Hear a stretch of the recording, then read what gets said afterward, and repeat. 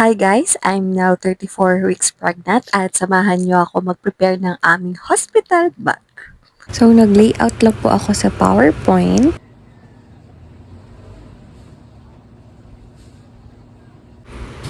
Then, nag-print sa photo paper. Then, itong mga ziplock ay sa RH app. So guys, may binigay na list yung hospital na panganganakan ko. And di na ako nahirapan kung ano pa ba mga dadalhin kasi bukod doon, nag-search pa ako sa Facebook. So, para sa aming baby, nag-prepare ako ng 3 outfits. And yung going home outfit niya and extras. Then, another pouch for essentials naman. Hindi yung mga baby wash, baby oil, etc. Kada outfit, ang laman niya is yung tie side long sleeve, short, mittens, booties, bonnet, receiving blanket, lampin, and diaper.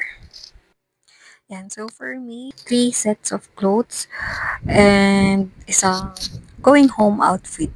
So, kada outfit po, ang naman niya ay terno na pantulog or pajama, then medyas, bra, underwear, nursing pad, adult diaper, and yung maternity pad.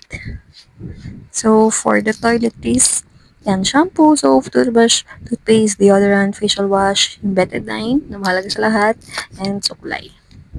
Huwag din kalimutan ang towel, balabal, mga bimpo, and yung wipes, tissue, and face mask. Yung mga nasa list, underpads, XL na adult diaper, Sunnytex na brand. Ito po yung mga maternity pads and binder po. Just in case lang naman na masiis, pero hopefully wag naman. And syempre, cotton, pinapadala po tayo. Oil, alcohol, 70%, isopropyl, lactacid for baby, and ito feminine wash ng betadine. And I also bought this yung instant bidet po. Kailangan natin yan. Kasi natatakot ako magkaukaw. Ang kanyang diaper ay Moose Gear and 3 packs lang muna ang binili ko kasi try lang. And kada packs ay may 30 pieces. This is for newborn. And maganda siya kasi nga may wetness indicator na siya. At higit sa lahat, may umbilical cord cut out na. Ito. Yan, kung napapansin nyo, may pa U-shape.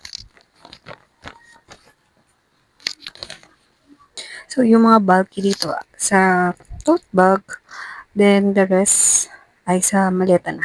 Para hindi mahirapan si Hubby. Naks.